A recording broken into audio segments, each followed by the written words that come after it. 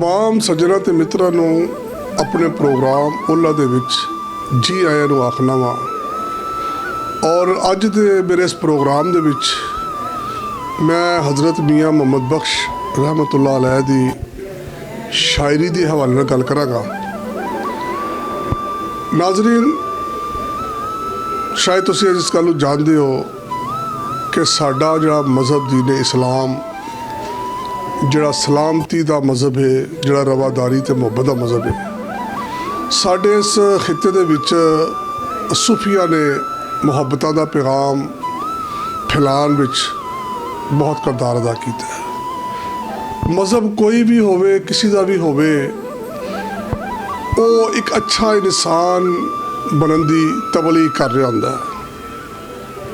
अल्लाह ताला का शुक्र है कि असी मुसलमान हाँ, सानू अपने मज़हब ते फख्र है। और ये मेरा मज़हब जड़ा दीन इस्लाम है, इस्लामती का मज़हब है, जिदे विच हमसाए दे हकूक बयान किए, रिश्तेदारां दे हकूक बयान किए, लोकां दे नाल नेकी का हुक्म दिता। इहदे विच मैं समझना कि सूफिया का किरदार साडे इस खिते बहुत ज़्यादा है। असी आहिस्ता आहिस्ता तमाम सूफिया का अपने प्रोग्राम दे विच और उन्हां दी शायरी का जिक्र करांगे।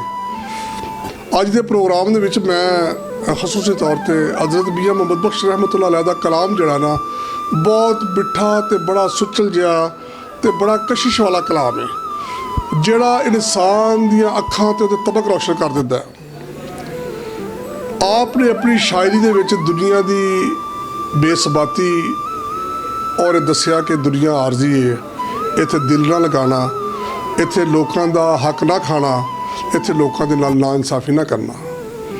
जिस तरह कि आपने अपनी शायरी दे विच बहुत प्यारा एक शेर मैनूं याद आ रहा है कि सदा ना बागी बुलबुल बोले ते सदा ना बाग बहारा ते सदा ना मापे हुसन जवानी सदा ना सोहबत यारा। ये इंसान नूं शेर जड़ा तफक्कुर दिंदा है कि सदा जी चीज़ इस दुनिया पर नहीं रहनी। इंसान एक मुख्तसर वक्त आया और उन्हें अपने वक्त चले जाना है। और सूफी ये दसदा है कि अपनी जिंदगी नूं, अपने हालात वाक़यात नूं दीन इस्लाम की रोशनी च बेहतर तो बेहतर करने की कोशिश करो और लोगों के नाल ज़्यादा तो ज़्यादा हुस्न सलूक करो। आप फरमाते ने कि आपने लोगों के नाल हुस्न सलूक का जिथे जोर दिता है, उत्थे कम ज़रफ़ा के मुतलक भी दसिया कि तुसी जिन्नी मर्जी जिस बंदे नाल रियाजत कर लो, जो तुहानूं उन्हें फैज़ नहीं ना देना, उहदी मिसाल एक किक्कर के कंढे की मानदे। जिवें आप फरमांदे ने कि नीचां दी शनाई कोलों फैज़ किसे नहीं पाया ते किक्कर ते अंगूर चढ़ाया हर गुच्छा जख्माया। आप फरमांदे ने कि रोगां विचों रोग अनोखा जिसदा नाम है गरीबी ते औखे वेले छड़ जाते ने रिश्तेदार करीबी।